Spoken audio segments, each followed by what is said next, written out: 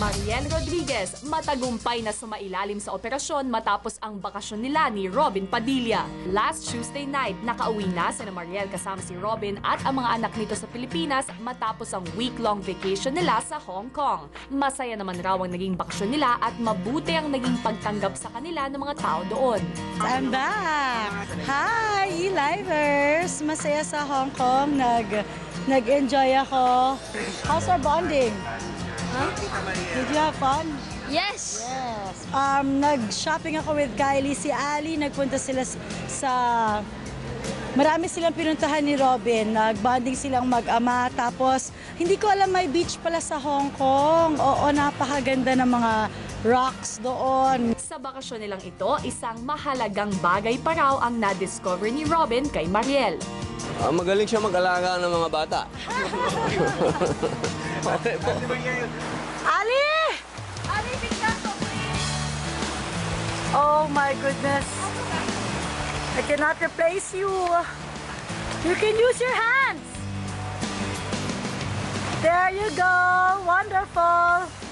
Kinabukasan, Miyerkules, inabutan ng E-Live si Mariel sa loob ng kanyang kotse habang nag-fill out ng kanyang admission form sa ospital. Hanggang dito, di pa rin matanggal ang kilig na nararamdaman niya for Robin. In case of emergency. Ay, cute naman ito. Ano nalagay natin? Relation to patient, reason for living. Naks!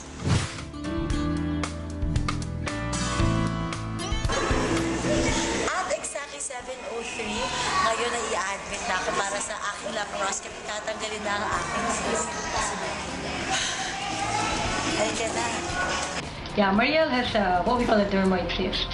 So we're going to do laparoscopic surgery. So we do very small incisions. I make a small incision in the navel, 1 centimeter, and then 2 smaller ones on each side of the tummy.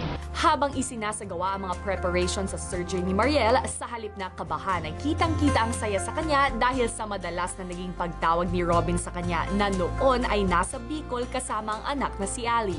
Ay! Oh, wala siyang power sa akin. I'm okay.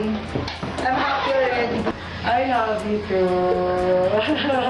The next day, maaga pa lang, sinimulan na ang preparations para sa surgery at bandang 9:30 a.m. dumating na si Robin sa ospital na todo ang pagmamadali para makasama na si Mariel sa araw mismo ng operasyon nito. Hi! Hi!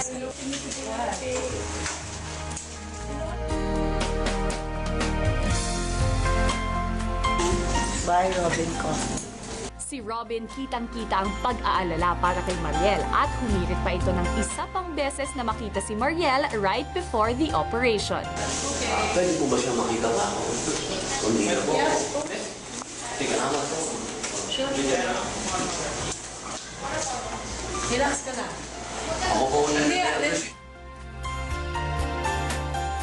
Agad na rin naman dumating ang lolo at lola ni Mariel at ang umasikaso sa kanila mismong si Robin.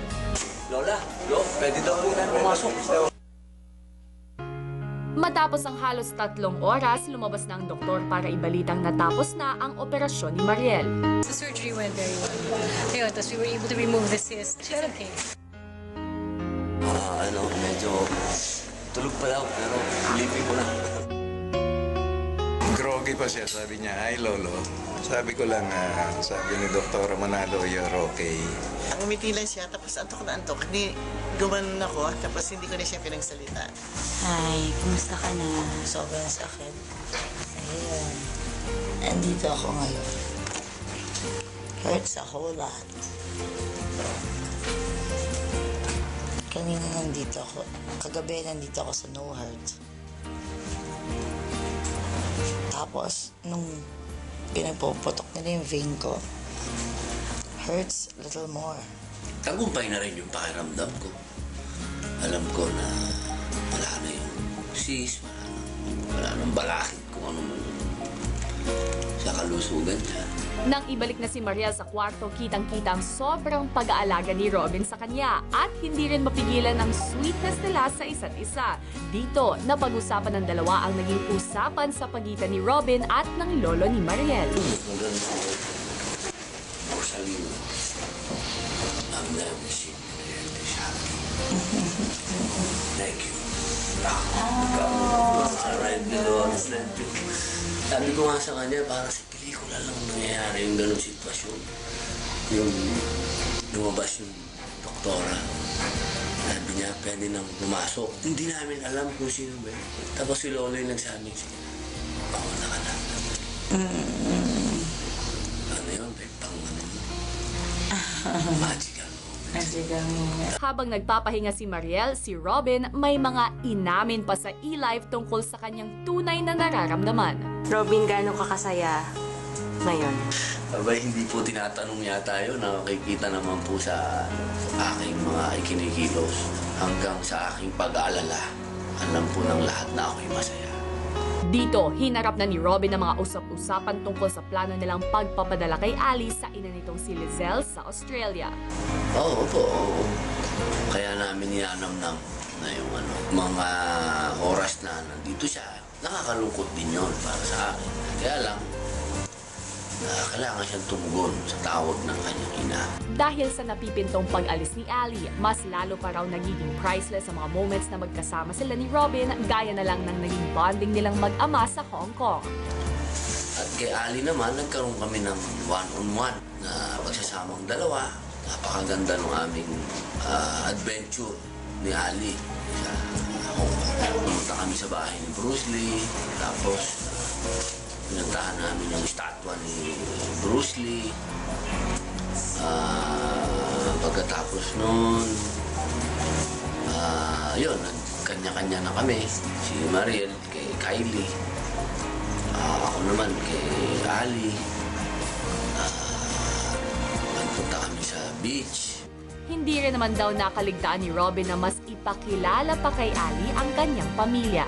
Galing lang kami ni Ali sa libingan ng lolo niya. Kasi alam naman ng lahat na uuwi siya sa Australia na. At gusto ko bago siya umuwi, makumpleto yung kanyang manhood training. At isa doon ay malaman niya kung sino ang lolo niya. Sa matagumpay niyang operasyon, todo-todo naman ang pasasalamat ni Mariel.